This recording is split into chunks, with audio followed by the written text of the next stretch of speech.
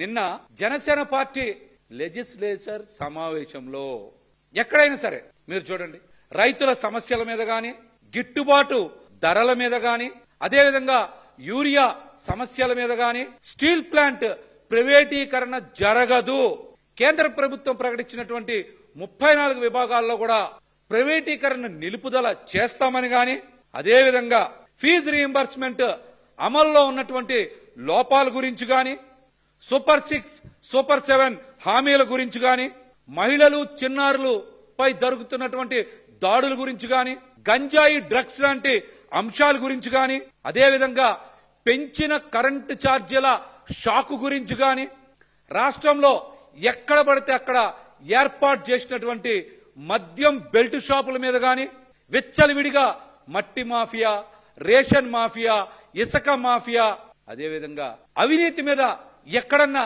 చర్చ జరిగిందా?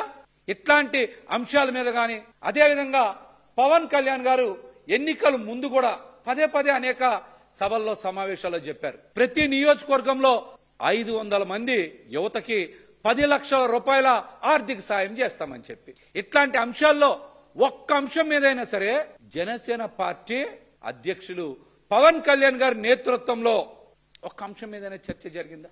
జనం కోసం వచ్చినటువంటి పార్టీ కాదు, కేవలం చంద్రబాబు గారి సేవ కోసం తెలుగుదేశం పార్టీకి ఒక అనుబంధ విభాగం లాగా పనిచేసేటువంటి పార్టీ అని నిన్న అందరికీ కూడా అర్థమైపోయింది, ప్రజలందరికీ కూడా.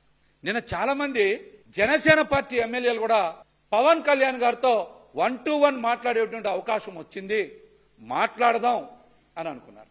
మంగళగిరిలో మనకి ఎలాగో 1-to-1 మాట్లాడేటువంటి అవకాశం ఇవ్వట్లేదు, కనీసం విశాఖపట్నంలో మరి ప్రత్యేక సమావేశాలు ఏర్పాటు చేశారు కదా, అందుకని పవన్ కళ్యాణ్ గారితో జనసేన పార్టీ ఎమ్మెల్యేలు అందరూ కూడా 1-to-1 మాట్లాడి సమస్యలన్నీ ప్రస్తావిద్దాం అనుకున్నారు. కానీ పవన్ కళ్యాణ్ గారు 1-to-1 మాట్లాడేటువంటి అవకాశం ఎందుకు ఇవ్వలేదు తెలుసా అందరికీ? ఎందుకంటే జనసేన పార్టీ ఎమ్మెల్యేలుగా ఉన్నటువంటి నియోజకవర్గాల్లో కూడా తెలుగుదేశం పార్టీ నాయకులే ఆధిపత్యం ప్రదర్శిస్తున్నారు.